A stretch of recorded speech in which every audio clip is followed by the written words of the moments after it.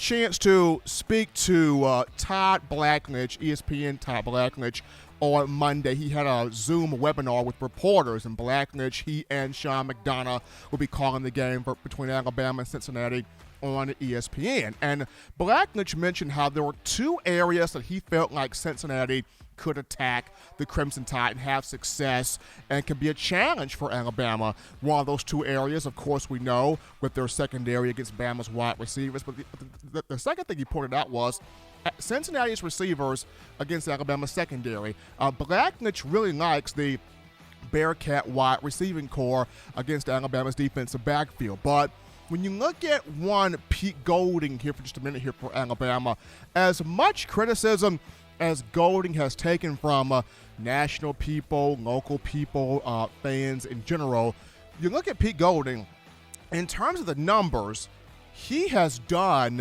a fine job with this defense, especially as of late. Alabama defense still is among the top groups in college football in various statistical categories here. So when you look at this group in terms of scoring defense, giving up 20.2 points per game, that's 18th in the country in the top 20. You look at Alabama's total defense, giving up 306.1 yards per game, that's 8th in the country. You look at the run defense, giving up 82.2 yards per game, that's 4th in the nation. You look at Alabama's third down defense, giving up a percentage of 31.9%. That is 9th in the nation. Alabama's even 3rd in college football for sacks, which being with 46. And that's crazy because when you think about it, Alabama had 54 sacks in 2016.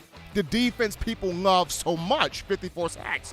Pete Golding has his group with 46 sacks, not far off from that 2016 unit there. And when you also look at Coach Golding, he's produced a 100-plus tackler in Henry To'o, 102 tackles from the year for Henry.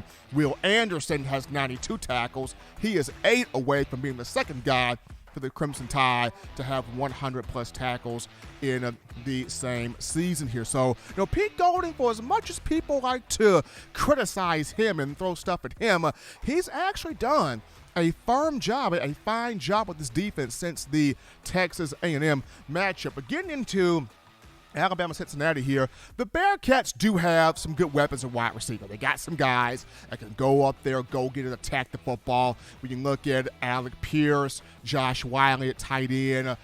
They've got guys. They got dudes. Tyler Scott also. They got dudes that can go up there and get the football. They got about 5 to 6 receivers that have caught at least 20 passes from Desmond Ritter at quarterback. Alec Pierce is the leader of the group.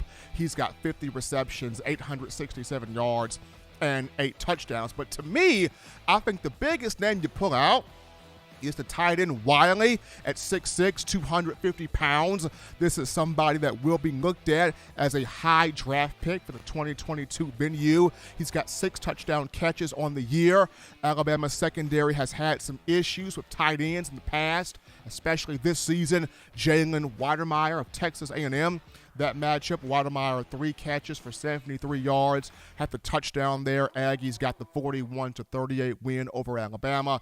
And then in the SEC title game against Georgia, Brock Bowers, the freshman, 10 catches for $139 and 1 score. So Alabama against tight ends got to zero in on Josh Wiley, limit him, his success, his production, because Cincinnati is going to look for him, whether that be on third downs, whether it be on crossing patterns, whether it be in the red zone. Really, really good in his route. So keep your eyes there on Josh Wiley at tight end. But as much as we, look at and pump up the Cincinnati secondary here, the Alabama secondary has gotten better, has been strong as of late. Since the LSU game, this group has turned up. When you look at Jalen Armour-Davis, of whom has practiced all week, according to Pete Golding, will be able to play. Now, I still think Kyrie Jackson starts in this game due to the practice reps he has gotten throughout this time in bowl prep. But, Jalen Armour-Davis shares the team lead with 3 interceptions, the most consistent corner, according to Pro Football Focus, with a coverage grade of 82.2. We have seen Brian Branch step his game all the way up. DeMarco Helms has played some of his best ball in matchups against Auburn and, of course, Georgia. Jordan Battle has played better down the stretch here. You got so many guys that have stepped up, that have played well. Malachi Moore has practiced all week. Hopefully, we're going to be able to see him out there on the field. So this defensive secondary has been better. This defensive secondary has improved. We're looking at 15 interceptions for the Crimson Tide, including 3 returned for touchdowns. So as much as people talk about Cincinnati, as much as people pump up Sauce Gardner and Kobe Bryant, and both have played well, but you still have to look at this Alabama secondary. This group, this defensive backfield has stepped up, has gotten better, has gotten stronger. But there are 2 major keys here to this game for the Bearcats in terms of how can they be successful offensively against Alabama. Number 1, will they be able to run the football and establish some balance here with Jerome Ford? And I get it, Ford, former Alabama running back. He does not want to be labeled as the Alabama transfer. He is a Bearcat. So the Bearcat here, Jerome Ford, over 1,200 yards rushing this season, 1,243 with 19 touchdowns. He's had a good year. Great year. But once again, you're going up against a run defense in Alabama that is 4th in the nation, only giving up 82.8 yards per game. So for Cincinnati, will it be able to establish the run game? Will it be able to establish some type of balance here with Jerome Ford on the ground? That's going to be a question, because the one thing about Nick Saban defense is they like to make you one-dimensional, take away what you do best, and force you to beat them with one hand tied behind your back. So that's going to be a question. Another thing would be Desmond Ritter, the quarterback for this team in the Bearcats. And Ritter's had a good year. I mean, over 3,000 yards passing, 3,190. He's got 36 total touchdowns, 30 passing, 6 rushing. He's a 2-time American Athletic Conference Offensive Player of the Year. Veteran, confident guy. But he does have 8 picks. He does have 8 interceptions. He's been known at times to put the ball in harm's way even as a senior. And when you're playing against an Alabama team that still feels disrespected, that still feels slighted, that still feels like people are not putting the reverence on their name here, you can't afford to put that ball into harm's way. So the big thing for Desmond Ritter is, will this young man be able to protect the football out there on the field, especially when he's facing an Alabama defensive front that is going to come after him? When you look at Will Anderson, Anderson is going to come after him. Dallas Turner is going to come after him. Fadarian Math is going to come after him. Christian Harris, I can see Pete Golding using a lot more of these blitzes, going to come after him.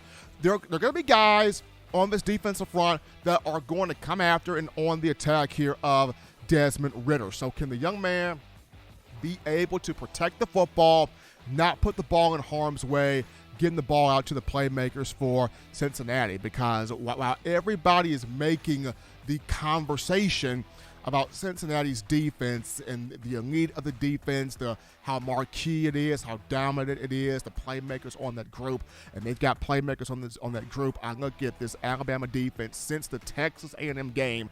This group has gotten better. Since the Texas A&M, since the game against the Aggies, they've gelled together, they've bonded together. We've seen improvement. We've seen big-time production. In the SEC championship game, you talk about holding Georgia to just 7 points in the second half. You're talking about holding the likes of Zamir White and James Cook at running back to basically nothing. And in the Iron Bowl, as good as Tank Bigsby was prior to the matchup with Alabama, Bigsby only had 1 big run in that matchup. So Alabama has shown it can stop the run. It can stop the run. For the defensive secondary, can it latch on to these guys, prevent a lot of explosive plays that are on the field, and then being able to get to Desmond Ritter, create some havoc, get some sacks, create some turnovers? That'll be the big thing right there.